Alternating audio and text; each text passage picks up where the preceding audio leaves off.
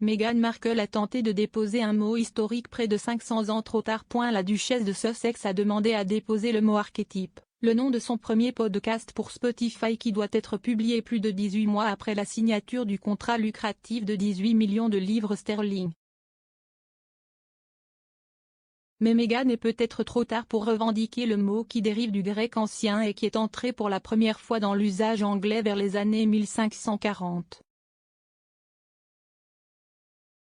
Elle a déposé la demande auprès de l'Office des brevets et des marques des États-Unis le mois dernier, mais pourrait faire face à des contestations judiciaires de la part d'entreprises qui utilisent le mot dans leur nom, comme l'entreprise de soins de la peau et de produits de nettoyage Archetype, qui a déjà établi une marque.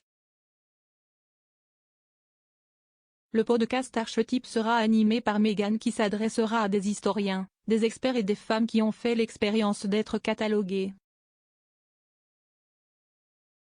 Le prince William a offert son soutien à George maladroit avec un simple geste. Le prince William a semblé faire un geste aimable pour réconforter son fils nerveux, le prince George, lors de son dernier engagement public officiel au mémorial du prince Philippe, selon un expert en langage corporel.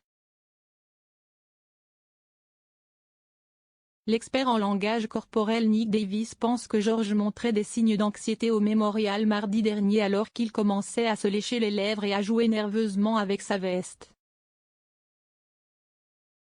Monsieur Davis a déclaré au Daily Star, George, prend une profonde inspiration rapidement, déglutit et lèche ses lèvres sèches, ce qui est causé par une anxiété préventive, mais il maintient un bon contact visuel et une fois que l'un des membres du clergé lui a parlé il se fend d'un large sourire montrant sa confiance.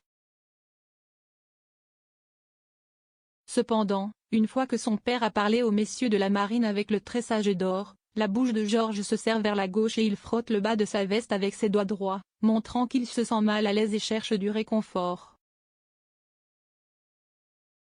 William le reconnaît naturellement en posant sa main sur l'épaule de George. Charles rejoint par la reine d'Espagne pour ouvrir une nouvelle galerie. Le prince Charles a été rejoint lundi par la reine Laetitia d'Espagne pour ouvrir une nouvelle galerie d'art à Bishop Auckland.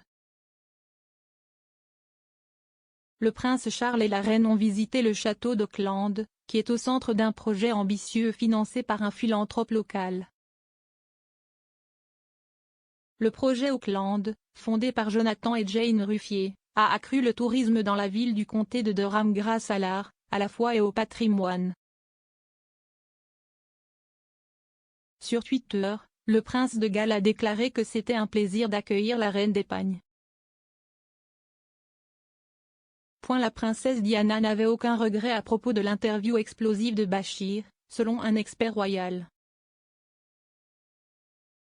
La princesse Diana n'avait aucun regret à propos de son entretien controversé avec Martin Bachir qui a été obtenu par des méthodes trompeuses, selon un expert royal. La biographe royale Tina Brown a écrit dans sa biographie de la famille royale que les amis de Diana ont confirmé qu'elle était ravie de l'interview sur Panorama dans laquelle elle a révélé qu'elle avait eu une liaison alors qu'elle était mariée à Charles, et qu'il y en avait 3 dans notre mariage. En référence à Camilla, elle a ajouté « Je ne souscris pas au récit désormais omniprésent selon lequel Diana était une victime vulnérable de la manipulation des médias, une simple marionnette secouée par des forces malveillantes indépendantes de sa volonté. » Bien que fortement sensible à la douleur de ses fils, je trouve offensant de présenter la rusée et ingénieuse Diana comme une femme sans agence, soit comme une enfant stupide et dupée, soit comme la malheureuse victime de mucrakers malveillants.